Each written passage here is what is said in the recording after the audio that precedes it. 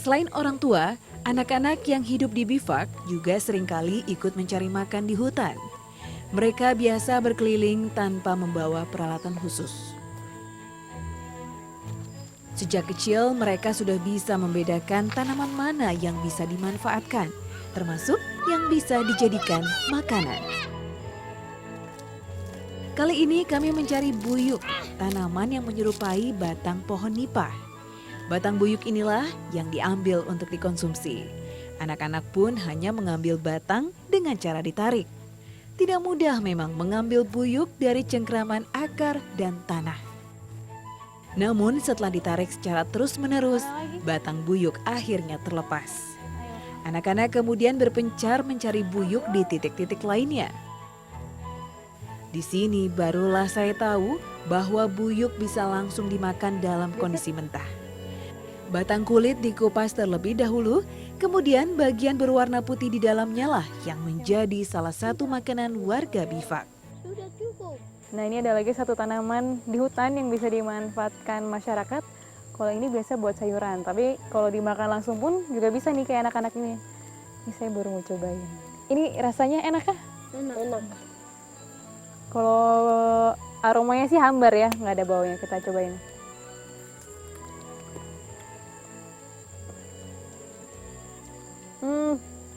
Mirip-mirip rasa kelapa yang sudah tua. Teksturnya sama, cuman agak lebih tawar dibandingkan kelapa. Ini kalau dimasak sayur, dibikin apa? Enak. Enak. Iya. Direbus atau Enak di kan? apa? Yeremia memang sudah terbiasa mencari makan sendiri di hutan seperti ini. Namun ia mengaku lebih senang hidup di kampung dibandingkan di bivak. Keinginannya untuk bersekolah menjadi salah satu alasannya. Kalau Jeremy lebih suka tinggal di kampung atau di bivak? Suka tinggal di kampung. Tinggal di kampung. Kenapa lebih suka di kampung? Kenapa? Kalau Tinggal sekolah kan. karena ada sekolahnya. Iya. Tapi kalau untuk cari makan lebih gampang di mana? Di sini. Di hutan tuh. Di hutan lebih gampang.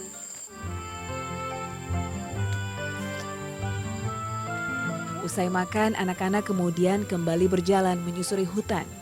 Kali ini mereka menuju sebuah aliran sungai kecil yang mereka gunakan untuk mandi. Jalan yang tidak rata dan licin membuat saya lagi-lagi harus berhati-hati saat melangkah. Beda dengan anak-anak yang sudah terbiasa dengan medan di area hutan.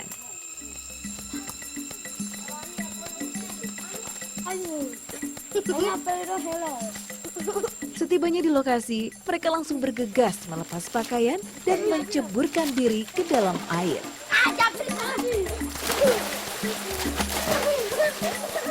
Mandi dengan air kecoklatan tanpa peralatan mandi adalah satu-satunya cara bagi mereka untuk bersih-bersih setiap harinya.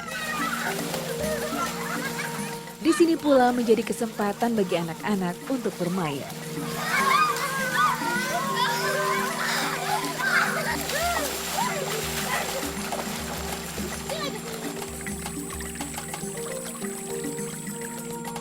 Setiap sudut hutan sepertinya menyimpan hasil alam yang bisa dimanfaatkan.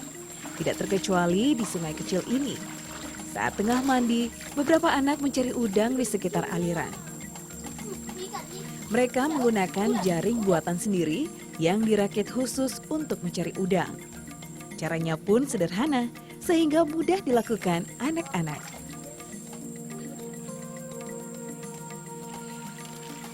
Udang yang didapat kemudian disimpan di dalam daun. Anak-anak ini begitu pandai mencari makan. Sejak kecil mereka terbiasa hidup mandiri di hutan.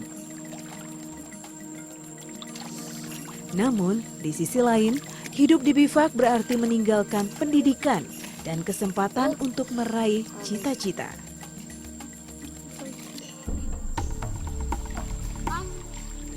Udang yang dikumpulkan sudah cukup untuk hari ini. Kami harus segera kembali ke bivak sebelum hari menjadi gelap. Namun sebelumnya, Jeremia dan anak-anak lainnya mengisi botol dan jerigen dengan air sungai.